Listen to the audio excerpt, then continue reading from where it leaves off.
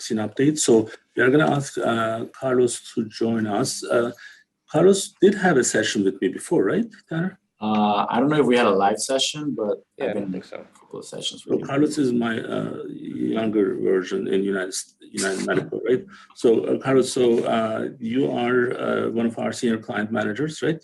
Since 2014, you've been with us. So what we wanted to do, take an advantage of these live events, and while we are communicating with our patients, our employees, we also wanted to communicate with our clients and prospect clients as well. So as the only authorized user of Cerner SPM practice management system in the ambulatory setting, so it's kind of our obligation to tell people what we do. And last week we did the collection module of the SPM, and then today Carlos is going to walk us through with the reporting piece. So if you're a medical office and if you're a provider looking for the SPM transition, this would be the time for you to watch some of our videos, and we are also available for Zoom meetings for those providers. So Carlos, I'm going to actually turn this over to you. Sounds good. Thank you, Kamal. And yes, you mentioned I'm one of the senior client managers for the RCM team here at United Medical. And I'm going to be reviewing some of the reporting capabilities that SPM has and how we use them to run some of our day-to-day tasks, and also to provide feedback to our clients. So as you mentioned, or as you might know, Kamal, SPM offers a variety of reports depending on the needs that the different providers have. However, today we just wanted to focus on the three types of reports that we use most at United Medical, which are the daily reporting, the monthly reporting, and the reporting that we do on the scheduling side. So another thing that we wanted to introduce in this meeting was QuickBase, which is an application development platform that we use on a day-to-day basis to do pretty much everything, from tracking our daily productivity in our departments to managing a variety of projects. We also gather all the information that we get from our PM systems, and we upload it into QuickBase to run some of our reports that we then provide to our clients. So now the QuickBase is our business database. So we have different PM systems. In fact, right now we have 3 different PM systems, but we needed something like QuickBase for us to do certain things. And we were only able to do that at certain scale. So obviously 15 years ago, we didn't need it. But when we have more needs and complex businesses that we deal with, complex specialties that we deal with, so it was important for us to have an add-on business database. So right now we master QuickBase in a really high level, where we are able to customize based on the changes that's happening in the healthcare. So now these reports you are going through, like these, some of them are hard-coded reports, right, Carlos? So tell us what's going on there. Correct. Yeah. So here we have a couple of the reports that we run on a daily and monthly basis. Kamal, the one on the left is one of the reports that we use the most. It's used the most by our RCM team. This report is run on a daily basis to track the claim corrections that we do on the AR side. And we also use it to track our total payment amounts posted. The provider offices can also use this report to track charges, payments, and adjustments based on their needs. The report on the right side is the report that we run every end of month.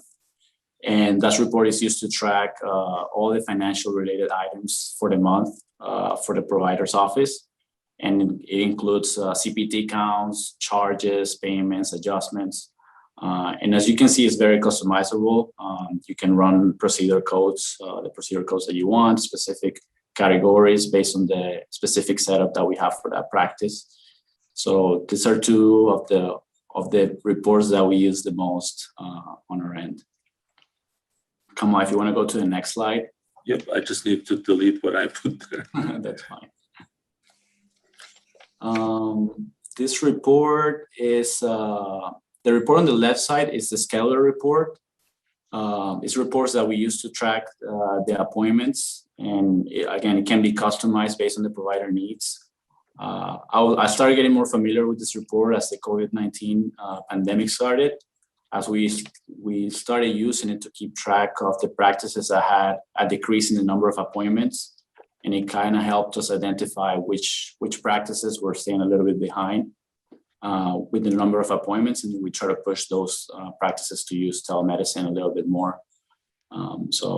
And I think with having so many different specialties, we have right now, what, about 22, 23 different 23 different specialties. That's important for us to utilize reports in, like the scheduling reports is different. Correct. And on Kamal, if you want to go back to the previous slide, I just wanted to point something out really quick. With the different specialties that we have, we understand that each specialty requires a unique setup. So we kind of have to adapt the way that we do the reporting for those practices for some specialties. There might be some specialties like nephrology, a nephrology practice that they might need to see a report for a specific CPT code that a cardiology practice might not need. Monthly dialysis report maybe, or correct. Home dialysis. Mm-hmm. And then certain things needs to be done in a way that this is not what it used to be, where the physician's family member works as an office manager and they can do the check-in, check-out and the billing when they have a little bit more time. It requires a high level education, and just so that we understand this is the revenue cycle management, not just simple billing claim process. Correct. And we wanted to show a few of the reports that we share with our clients on a monthly basis. So if you want to go to the next slide, Kamal. Mm-hmm. So here we have a couple of them. This is the denial reports. The first one on the top, it shows the corrections. This is one of the reports that we share with our clients, and it shows the corrections for the previous month, the corrections that we made on our end, the RCM team. They go through the claim corrections and have these claims resubmitted. As you can see on this report, it's broken down by preventable type. So depending on the source of the denial, we categorize it and then we summarize it at the end of the month for the clients to see. As you can see here, we see the percentage for the previous month for this client. There was 50% of the corrections that we made were related to client preventable denials, mistakes that could be prevented on the office end. And if you see from January to March, there's been a constant decrease on these practices percentage percentage in the client preventable denials, which is kind of what we're looking for. And again, we go through these reports on a monthly basis and try to provide our clients with feedback based on the type of denials that we're seeing.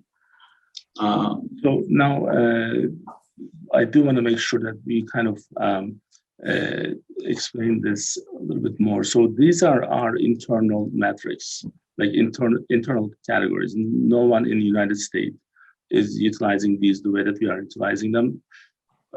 So I actually established these in the last several years. So behind each of these numbers, there's a denial code attached to it. So this 335 is not we are not keying that number in. That's a summary report. So then it represents 335 different corrections. So the idea is for us to be able to tell this client, this actually is United Medical Clinic, if I'm not mistaken. So we categorize them as it's an office-based PCP. Why do we say office-based? Because there are some PCPs, they still go to the hospital, and then their denial comparison, Carlos, the issue of comparison is extremely important. Why? Is because you can compare, the classic, like the apples to apples or apples to orange, like being able to compare similar, same time period, same everything. Like, for example, year 2020 is not going to be the year that's going to be compared to any other year because we have the pandemic, right? So when we say compare, we want to be able to compare the client with United Medical standards, with MGMA standards. Then we also want to compare them with their own peer averages, same type of group. So then these numbers would become more meaningful. Otherwise, you are just comparing apples to oranges, and guess what? They are going to be different. Correct. And if you can see at the top of that report, Kamal, we have the average for the office-based PCP. That's where we can kind of like show the client where they stand. It's 52.5% client parental denials. It seems for the month of March, for United Medical Clinic, the number of that percentage was lower, which is what we're looking for. All right. Now, the report on the bottom side, Kamal, it gives you a break. If you want to go back to the previous slide, the report on the bottom side for the previous slide is it gives a breakdown of the client preventable denials by check-in, check-out, or office administration. And again, this is a summary report. And like you mentioned, each one of these denials codes that we have an origin, have a preventable type, and these reports allow us to break it down and identify where the issues or where the denials are coming from. So again, the majority of the denials and corrections that we made for this client during the month of March were coming from check-in related denials, which could be anything that's related to insurance eligibility, incorrect IDs being entered. Then 34.8% of the denials that we were seeing were related to checkout related denials, which could be incorrect place of service, incorrect CPT, incorrect diagnosis. And we use this to provide feedback to our clients to based on what the issues are. Again, this is report. It's even more detailed. It has the information on the denials and each specific denial. And now, Kamal, on this one, you can stay on this one. Yeah, I did go a little bit too quick because go ahead. Correct. Yeah. So on this report, again, it's just broken down by each of the specific denial codes that we entered for that time gap, that time frame. And one of the main things that caught my eye when I was reviewing this report is one of the main issues that we had during the month of March for this specific practice was the COVID vaccine related denials. We have an issue in which there are some claims that are being billed for COVID vaccine that are being billed directly to a Medicare HMOs. These insurances don't accept those claims to be billed to them directly, and we have to bill them directly to Medicare. But again, yes, these are the correction codes. It's the list, and it just gives you a better detail of what's happening with the practice.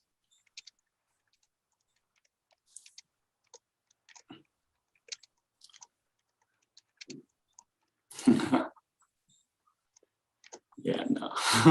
So this is our trademark reports, and I just want to make sure that we put a disclosure out there, so then we do not want other billing companies, RCM companies to copy these. These are trademark of United Medical LLC. So I just want to point that out. That's good. Kamal, you want to go? You have one more report, right? Yeah, I have a couple more reports, and I just wanted to review quickly. These are charges and payments report. Again, we pulled this information from SPM, and we adapted and upload this information into QuickBase. And again, it just gives you a breakdown by month of the total payments, charges, and adjustments for both years. Again, these reports are fully customizable, and we can adapt them to the provider needs. It shows the total, like you're pointing out at the bottom, for both years. And the report on the bottom side, again, based on the customizations that we have, it shows the charges and payments by provider. Now we blacked out the provider names for privacy reasons, but again, this will show the provider name and the provider types and the breakdown. I think this report is year to date, Kamal, so it gives the comparison 2020, 2021 charges and payments received for that specific provider.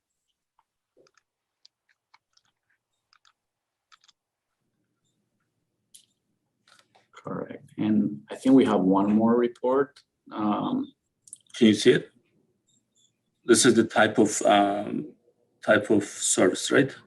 Yes, I can see it now. And again, based on the CPT I think code, there's a slight delay, Carlos. That's what it is. Gotcha. Yeah, there's this report again is based on the report class and the category of each CPT code. We gave a category and report class to each of the CPT codes that we have been uploading into QuickBase.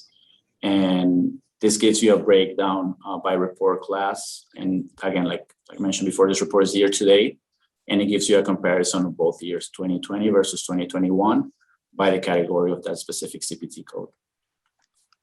So this was our second series of the SPM. So in the next couple of weeks, we'll have Best crew. She's going to be back. Richa Sabason will be back. So we are going to be actually updating a couple other sections of the RCM through SPM. Again, the SPM is, as we are the only authorized ambulatory reseller of this, and probably there is no one else in the United States know the system better than we do. And then there are some of our clients, potential clients in transition, and we would like to welcome them if they would like to utilize the services. So Carlos, thanks so much. So I'm sure we'll ask you to join us again sometime in the near future.